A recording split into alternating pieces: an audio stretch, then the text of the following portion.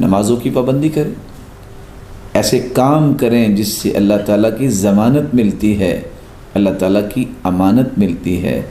کس طرح انسانوں کو آج روک لیا جاتا ہے کہ ان کا مشاہدہ کیا جائے یہ بیمار ہیں کہ نہیں بیمار، ایسی جگہوں پہ روک لیا جاتا ہے۔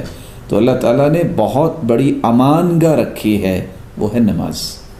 من صلی الصبح فهو فی ذمۃ اللہ فلا تخفر اللہ فی عہدی، جو فجر کی نماز با جماعت ادا کرتا ہے وہ اللہ کی حفاظت اور ضمانت میں چلا جاتا ہے۔ جو گھر میں داخل ہوتا ہے سلام کہتا ہے وہ اللہ کی ضمانت میں ہوتا ہے۔ جو اگر دین کے لیے نکلتا ہے تو اللہ کی ضمانت میں ہوتا ہے۔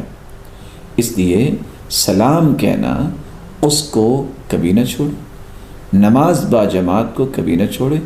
ہاں اگر کیفیت ایسی بن جاتی ہے، اللہ تعالی ہم سب کو محفوظ فرمائے کہ اس طرح وبا کے پھیلنے کا ایک بات ہوتی ہے کہ کہیں کسی کو نقصان نہ ہو، تو مسجد میں آپ بہت لوگ اکٹھے نہ ہوں، تو اس پہ بھی غور کرنے کی ضرورت ہے۔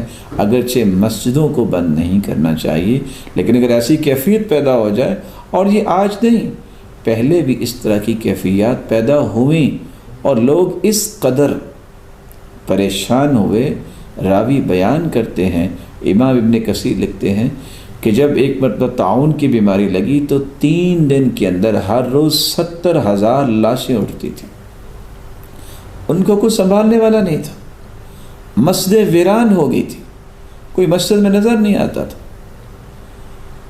تو ویسے مساجد کو بند نہ کیا جائے، لیکن اگر اس طرح کی اچانک سے وبا پھیلتی ہے تو احتیاط کرنے میں کوئی حرج نہیں، کیونکہ مسجد میں جانا خود ایک علاج ہے۔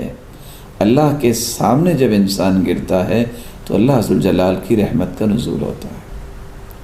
اور راوی بیان کرتے ہیں کہ جب طاعون کی بیماری آئی تو ہم اپنے گھروں کو چھوڑ کے، بچوں کو چھوڑ کے اللہ کے گھر میں ڈیرا لگا لیا تھا، جس کے 2 فائدے ہیں۔ موت تو گھر میں بھی آنی ہے، یہاں بھی آئے گی اللہ کے گھر میں۔